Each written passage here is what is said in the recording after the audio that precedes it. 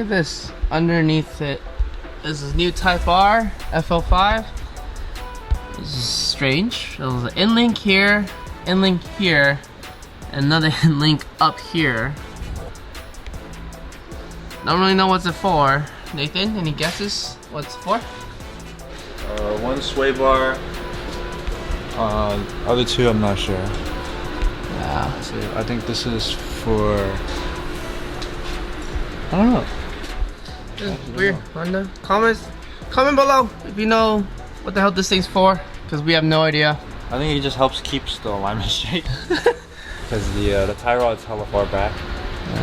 So this kind of keeps it to the torque steer? control arm. You think it's for torque steer?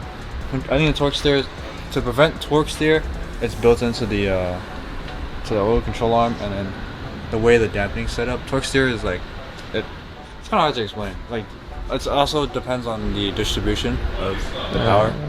So I do like this part. I love brake cooling. Right there.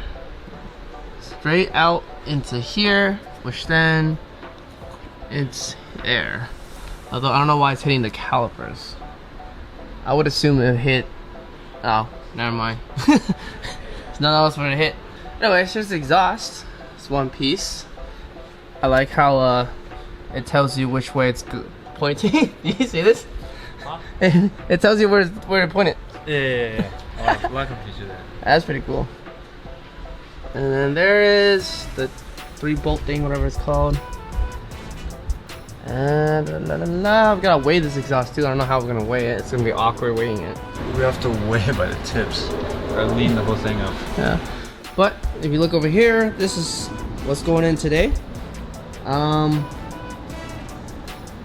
Titanium weighs around 16-ish pounds, 16, 17, give or take. So once we're in, we'll find out how much it actually weighs. And this is pretty cool. It also tells you to go forward, because people will be confused and think the 3 exits should go in the front. That's dumb.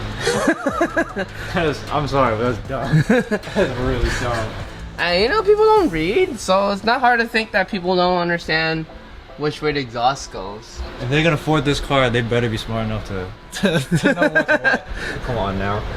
You pay almost what 50,000 for this car? Yeah, actually 60 with markup. Yeah, right. Look, there's another thing here. I haven't seen this ever before. It's actually only my second time underneath a Honda. First time was the EK that we had. Oh, we still have. It's in paint now, but look at all this stuff that's here. Like another Endlink. I think it's for traction control. I think it senses like when the wheel's spinning. Not when the wheel's spinning, or that too. Like that probably has a wheel speed sensor somewhere. But this also probably senses the load, because you see how it kind of it moves along the suspension. True. Fair point. I mean, that's probably what the front ones are for too. And then my favorite, if you can see, exhaust valves. It's actually cool because when you gas it in comfort mode, it actually opens slightly. I think that's to prevent engine damage. My assumption is from BMWs, when they claim that's for engine damage prevention, it opens a little bit, but it does open all the way. Probably can't see. Oh, maybe you can. That opens all the way actually. So next step is putting this on and see what it sounds like. First is oil change. So we just finished breaking in 500 plus miles, 600, I think we're at 680. So right now we're gonna do an oil change right there, and we're also gonna send it in for testing. Now I know a lot of people usually send in oil for testing if it's like a built engine or whatever, but we're just gonna do it because we're curious. You can also do this. Link is in the description. It's pretty simple and straightforward. So let's get started.